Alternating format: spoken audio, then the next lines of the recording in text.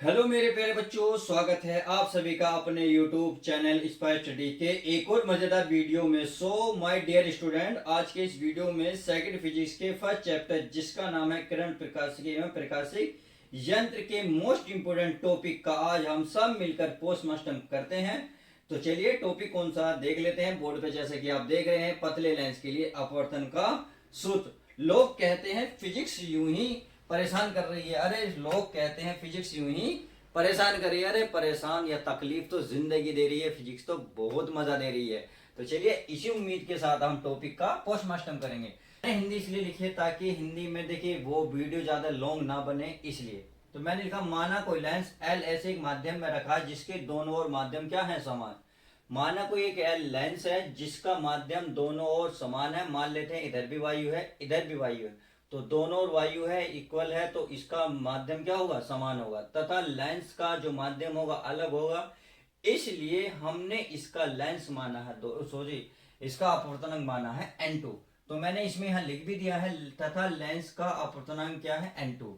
आगे देखते हैं, लेंस के दोनों पृष्ठों की वक्रता त्रिज्या क्या है, r1 तथा r2।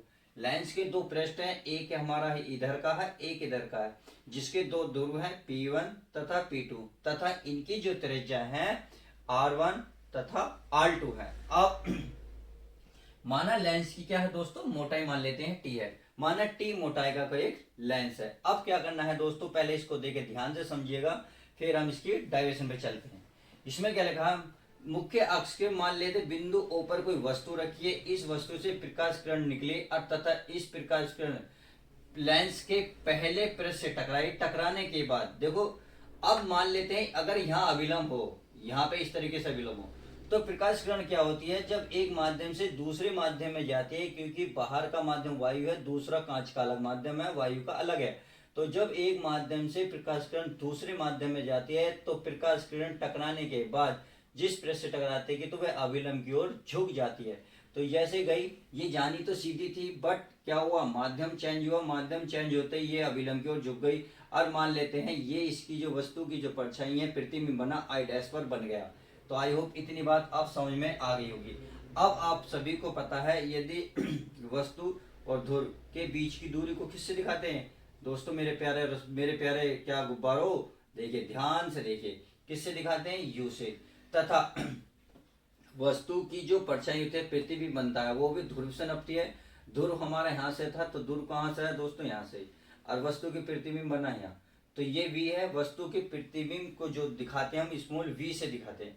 अब हमने i ना मानकर i डैश माना है, तो यहाँ दिखाएंगे v डैश से दिखाएंगे। और ये हो गई इसकी क्या हो गई, ध्रुव और प्रतिबिंब के बीच की दूरी। अब यदि मेरे प्यारे गुब्बारों, अब ध्यान से देखें, यदि ये वाले वस्तु को हम अनुपस्थित मान लें, तो जो दूसरा पृष्ठ है, दूसरे पृष्ठ के लिए जो प्रतिबिंब है ये वस्तु का कार्य करेगा। दूसरा पृष्ठ वस्तु के प्रतिबिंब का कार्य करेगा। जब ये कार्य करेगा तो इसकी जो परछाई बनेगी इस पृष्ठ से, मान लेते हैं कहीं आई डैश, कहीं आई पर बन गई। कहाँ बन गई दोस्तों, आई पर बन गई। जब ये आई पर बन गई तो इसकी भी ध्रुव से दूरी नपेगी। भाई ध्रुव तो हमारा क्या है, ये वाला पी, तो इसके और इसके बीच की दूरी क्या हो गई, इसे मान लो आई माना, तो इसे मान लेंगे वी। अब एक कंडीशन और बनेगी, तो क्या मेरे प्यारे रसगुल्लो, आप मुझे एक बात बता सकते हैं कि ध्रुव, भाई वस्तु का कार्य, ये वाला पृष्ठ वस्तु का कार्य कर रहा था, तो वस्तु कहाँ से आ रही, यहाँ से, और इसका ध्रुव नपा यहाँ से, तो वस्तु और ध्रुव के बीच की दूरी कहाँ से नपेगी, यहीं से। तो मुझे क्या बता सकते हो, क्योंकि परछाई तो हमारे यहाँ से बनी, तो यहाँ से यहाँ तक के बीच की दूरी क्या होगी, हमें पता है इस पृष्ठ से उस पृष्ठ के बीच की दूरी v डैश है, और इसके बीच की दूरी क्या है, v। तो तथा लेंस की मोटाई क्या है, t। यदि हम t मोटाई को इसे माइनस करते तो दूरी कहाँ से नपेगी, p डैश से। तो इसका मतलब बड़े में से छोटी जो माइनस t है इसकी मोटाई माइनस कर दे, तो आपकी जो ध्रुव है P2 से नप जाएगी। तो आई होप अब चित्र आपका सब स्पष्ट हो गया होगा। इसमें ऐसा कुछ था नहीं, देखिए दोबारा समझा देता हूँ। मान ले कोई वस्तु O से प्रकाश किरण लेंस से टकराए, लेंस से टकराते ही माध्यम चेंज हुआ, माध्यम चेंज होते ही तो वह अभिलंब की ओर झुकती है, अभिलंब की ओर झुकी, और मान लेते हैं उसकी जो प्रतिबिंब बना आई डैश पर बन गया। तथा अब इसका मानने वाला पृष्ठ हाँ अनुपस्थित मान लेते हैं। अनुपस्थित मानने पर जो ये वाला दूसरा पृष्ठ है, ये प्रतिबिंब जो प्रतिबिंब बना यह इस वस्तु का अभिलंब का कार्य करेगा। किसका कार्य करेगा? ये उसका अभिलंब का। तो मान लेते हैं इसका जो परछाई बनी, इसका प्रतिबिंब जो बना, कहाँ बना? आई पर। आई ध्रुव और पी के बीच की दूरी v को दिखाते हैं, ध्रुव और वस्तु के बीच की दूरी को u से दिखाते हैं। ये हमने v डैश माना। v माइनस टी कैसे माना? इसकी यदि मोटाई माइनस कर दें इस बड़े में से तो हमें ये वाली जो ध्रुव के बीच की दूरी मिल जाएगी। तो आई होप अब इतनी बात समझ में आ गई होगी। तो चलिए अब हम जरा लिखना शुरू करते हैं। क्या लिखते हैं? इसमें लिखते हैं भाई पहले पृष्ठ के लिए। क्या? पहले पृष्ठ के लिए। तो आई होप इतनी बात तो समझ में आ रही होगी। पहला पृष्ठ कौन सा है? देखिए ये वाला है। कौन सा? ये वाला। यदि आपने अभी तक अपवर्तन का सूत्र जो मैंने पिछली वीडियो में कराया था, यदि आपने नहीं देखा, देखिए क्वेश्चन में दिक्कत आने वाली है इसमें। क्यों? क्योंकि उसी से रिलेटेड है। तो प्लीज पहले वो देख लीजिएगा ताकि ये समझ में स्पष्ट हो जाए। तो क्या था वो था हमारा पहले पृष्ठ के लिए, वो था n2 upon v minus n1 upon u बराबर n2 minus n1 upon r। ये था। अब पहले पृष्ठ के इससे कंपेयर करते हैं। देखिए n2 क्या है? दूसरा माध्यम। ये तो यहाँ क्या आएगा? v डैश माइनस n1 बटे u। u था वस्तु और ध्रुव के बीच की दूरी। वस्तु और ध्रुव के बीच की दूरी क्या थी? u। और ये क्या थी हमारी v, प्रतिबिंब और ध्रुव के बीच की दूरी। तो समझ में आ गई। ये तो u रहेगी माइनस। आगे क्या है दोस्तों? n2 minus n1 upon. अब पहले पृष्ठ की वक्रता त्रिज्या क्या मानी हमने? r1। तो इसके लिए क्या लेंगे दोस्तों? r1। तो आई होप इतनी बात अब समझ में आ गई। अब ये रही पहले पृष्ठ की बात। अब लेते हैं हम दूसरे पृष्ठ जो है हमारा, जिसका ध्रुव P2 है। तो क्या करेंगे दोस्तों? तो यहां लिखेंगे दूसरे पृष्ठ के लिए। क्या? दूसरे पृष्ठ के लिए। दूसरे पृष्ठ के लिए क्या लेंगे? बिल्कुल यही पहले फॉर्मूले लिखेंगे। बस दूसरे पृष्ठ के लिए क्या होगा? इसका जो माध्यम भाई n2 माइनस n1 लिखा था, अब n1 माइनस n2 होगा। तो कहने का मतलब ये है आपका n1 upon v minus n2 upon u बराबर n1 minus n2 upon r होगा। अब इसकी तुलना देखिए उसी से करते हैं। v क्या था भाई? v सभी को पता है ध्रुव और वस्तु के प्रतिबिंब के बीच की दूरी होती है। अब ये रहा ध्रुव वस्तु का प्रतिबिंब, ये बना। तो इसका मतलब ये तो v रहेगा। देखिए ये रहा v माइनस n2 और बटे u क्या होता है? u होता है वस्तु और ध्रुव और वस्तु के बीच की दूरी। तो हमारी वस्तु हमने मानी ये और ध्रुव माना ये। तो इनके बीच की दूरी क्या है? v dash minus T. क्या माना है? v dash minus T. तो इसे लिखेंगे v डैश माइनस टी। तो आई होप इतनी बात समझ में आ गई। अब ये तो हमारा ऐसे रहेगा n1 minus n2 upon r1। r1 लेंगे r2 लेंगे? आप लेंगे r2, क्योंकि हमने दोनों पृष्ठों की त्रिज्या r1 r2 मानने की है। अब पृष्ठ कौन सा चल रहा हमारा? दूसरा। तो दूसरे पृष्ठ के लिए r2। समीकरण क्या मानेंगे दोस्तों? First second. ये फर्स्ट हो गई, सेकंड हो गई। अब चलते हैं। देखिए मान लेते हैं अगर ये लेंस क्या हुआ? बहुत ही अत्यंत पतला हुआ, बहुत ही बारीक हुआ। तो जब बारीक होगा तो लगभग इसकी मोटाई क्या होगी? क्षीण होगी, यानी कि खत्म सी होगी। तो ये टी स्थान पर 0 रखेंगे तो क्या बनेगा? v dash. अर्थात आप ये कह सकते हैं v डैश माइनस टी क्या बनेगा? लगभग क्या बनेगा? v डैश बनेगा ही, क्योंकि इसकी मोटाई लगभग खत्म हो जाएगी। क्योंकि टी के स्थान पर 0 रखोगे तो v डैश ही निकल के आएगा। तो यहां मैं लिख सकता हूं क्या? माना लेंस, माना लेंस अत्यधिक या अत्यंत पतला है, पतला हो या है। तो इसका मतलब हुआ कि v डैश माइनस टी के स्थान पर लगभग क्या होगा? लगभग कह सकते हो v डैश होगा। तो इसके स्थान पर मैं क्या रख सकता हूँ? v डैश रख सकता हूँ? नहीं रख सकता? बिल्कुल रख सकता हूँ।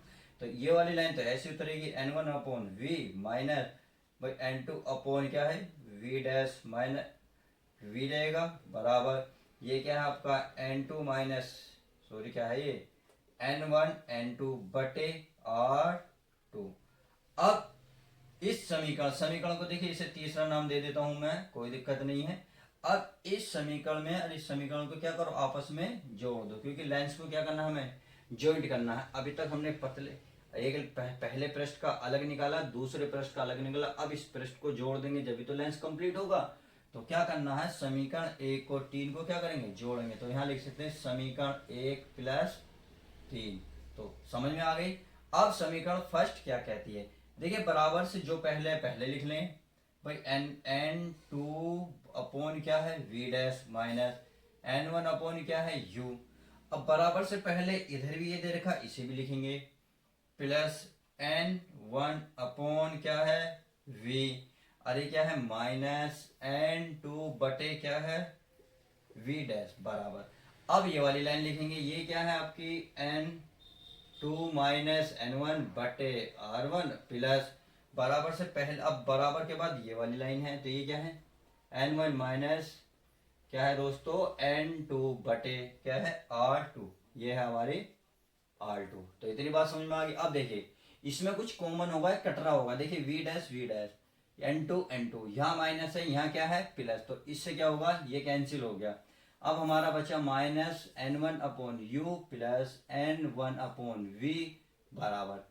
अब इसमें क्या करना है, देखिए यहाँ है दोस्तों n2 माइनस n1 बटे r1, क्योंकि यहाँ उल्टे हैं, यहाँ 2 1 लिखा हुआ है, यहाँ 1 2 लिखा हुआ है। यदि मैं इसको चेंज करूंगा तो ये वाला माइनस बाहर आ जाएगा और ये अपोजिट चिन्ह हो जाएंगे, अर्थात ये माइनस का था प्लस का बन जाएगा, प्लस का है तो माइनस का बन जाएगा, नीचे बन जाएगा r2। तो इतनी बात समझ में आ गई होगी।